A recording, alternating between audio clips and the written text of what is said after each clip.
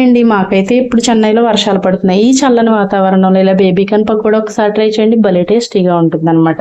Baby corn శుభ్రం చేసుకుని ఇలా చూపించిన విధంగా కానీ లేదా మీకు నచ్చిన విధంగా కానీ కట్ చేసి ఒక ప్లేట్లోకి తీసుకోండి. దీంట్లోకి ఇలా 1 స్పూన్ బియ్యం పిండిని, 2 స్పూన్ల వరకు మైదా పిండిని వేసుకుని కారానికి బదులుగా చిల్లీ ఫ్లేక్స్ని వేసుకోండి. చాలా బాగుంటాయి అన్నమాట. సన్నగా తరిగిన కొత్తిమీర, రుచికి సరిపడా సాల్ట్ వేసుకుని ఇంకా కొద్దిగా ఫుడ్ కలర్ను వేసుకోండి. నచ్చకపోతే స్కిప్ చేసేయండి. ఇప్పుడు అల్లం వెల్లుల్లి పేస్ట్ వేసి ఇలా చూపించిన విధంగా ముందుగా కలిపేసుకోండి ఒకసారి. ఆ తర్వాత నీళ్ళని చిలకరిస్తూ వేసుకోండి. చేతిలోకి వేస్తూ ఇలా చిలకరిస్తూ వేసుకోండి. ఎక్కువ నీళ్లు పట్టు, జాగ్రత్తగా చూసుకుని వేసుకోండి. ఇదిగోండి ఇలాగా వీటికి కోట్ అయితే సరిపోతుంది అనమాట.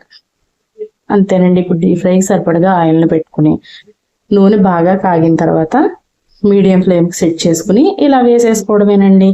ఒకేసారి వెంటనే కలిపేయకుండా 1 నిమిషం పాటు అలా వేగనిచ్చి కలిపారంటే మీకు ఇంత బాగా క్రిస్పీగా కారంగా ఈ బేబీ కార్న్ పకోడీ రెడీ అయిపోతుంది.